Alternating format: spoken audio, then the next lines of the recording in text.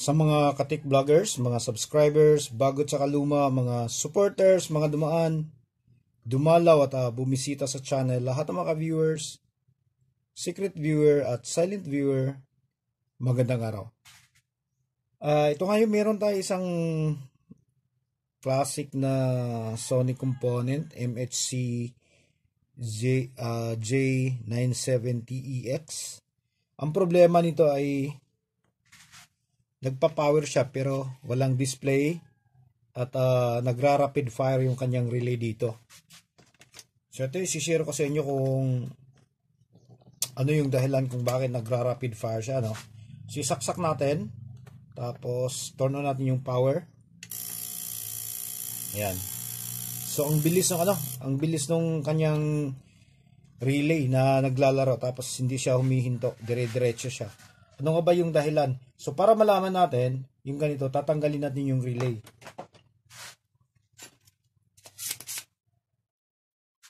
So focus natin para makita nyo, no?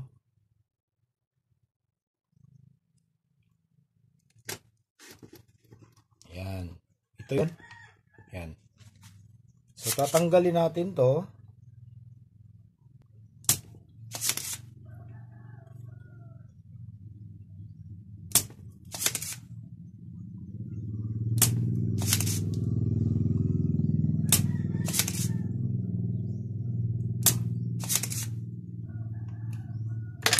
Para sigurado tayo, no? So pwede naman natin ihang yung apat na terminal lang, pero dito tatanggalin natin dahil may ibang purpose tayo.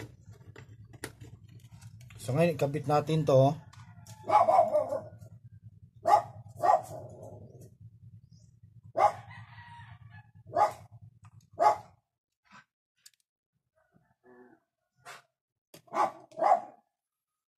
So ito yung dalawang pin. Ayan. So kakabit natin siya dito. Para maganyan. Okay? Ganyan yung original, di ba? Yung original na mount niya nakaganyan. So kakabit natin siya nakaganyan din.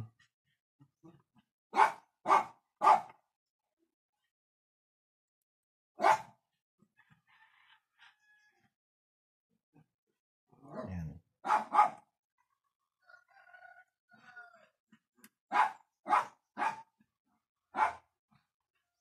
Okay? So subukan natin. So kapag nawala yung ano niya, kapag nawala yung rapid fire niya, ibig sabihin may problema dito. Dito sa siniswitch ng relay natin. Okay, so saksak natin, tapos on. So ayan. Tumutunog pa rin. So ganun pa rin, ano? Kahit na hindi na natin niload yung apat na pin. Bakit nga ba? So ito ngayon yung problema.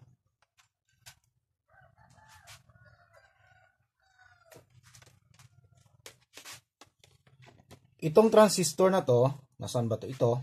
Itong transistor na to, ay ano na siya? Open na. Open na tong transistor na to. Kaya hindi na siya makakapag-regulate. Ito ngayon nangyayari. Lapit natin uli. Okay. Titest natin ano para makita nyo. Yan. Ano tayo? Naka times 10 tayo para kitang-kita, no? Yan. So, titest natin to. Ito. So, ito yung base. Ayan, tingnan nyo. Wala. Napakababa na. Ayan, no? Baliktarin natin. Okay? So, wala. Wala. Nagkakaroon lang siya ng continuity dahil naka-in-circuit pa siya. Kaya, ito ngayon yung dahilan. Kapag na-open yan, paano susubukan natin, ano? Susukatin natin yung voltahe na walang relay na nakakabit.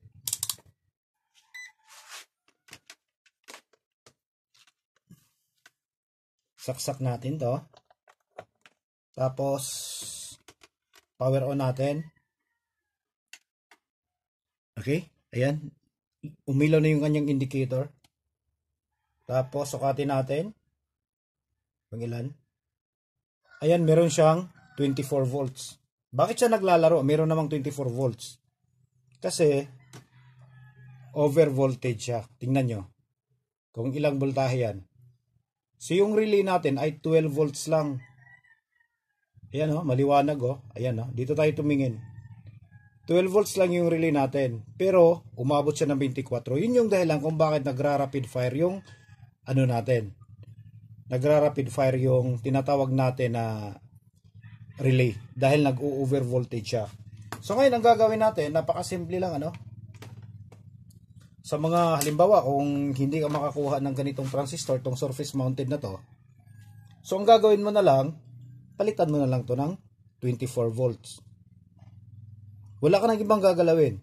Palitan mo na lang 24 volts, gagana na ng normal yan. So, paano natin malalaman kung magno-normal na ba siya? So, subukan natin i-jump dahil kanina, sigurado naman tayo na wala dito yung problema, di ba? Dahil nung naihang natin yung 4 na pin, ay ganun pa rin siya. Nagra-rapid fire pa rin. So, i-jump natin to. Yan. Para panigurado kung tatakbo na ba siya. Kung wala bang ibang problema yung dito. Itong circuit na to.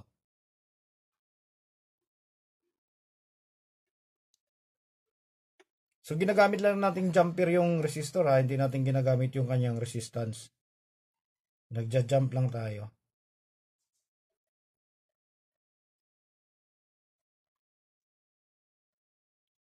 Okay? So, ngayon, isaksak natin. Isaksak natin siya. Yan. Lihin natin ng konti.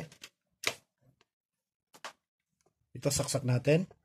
Tapos, power on tayo. Ayan.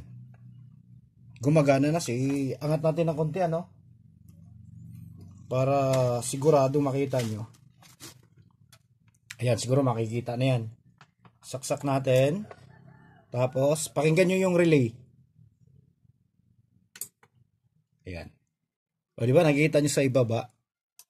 Ulitin natin. Angat pa natin konti. Mukhang hindi nakikita gaano.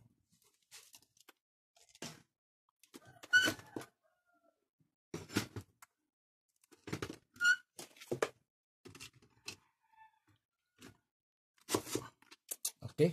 Yan, sigurado na tayo dyan. Ito, ulitin natin uli. Okay, pumitik yung relay yung dalawa. Tapos, power on tayo. Ayan. Ayan. So, buhay na. Sigurado na tayo na gumagana na. Ayan. Tapos, power off. Ayan. Power on uli. Okay? So, yun lang yung kanyang problema. Kung bakit nagra-rapid fire siya. So, sana na may makakatulong to. Kung halimbawa, meron kayong mga ganitong problema, so, malukit nyo na kaagad kung saan yung bubunutin natin. Saan yung piyesang tatanggalin natin. Ito lang itong maliit na to lang. Itong surface mounted. Ito lang. Kung wala ka namang makitang ganito, so tanggalin mo na lang to panigurado. Hang mo.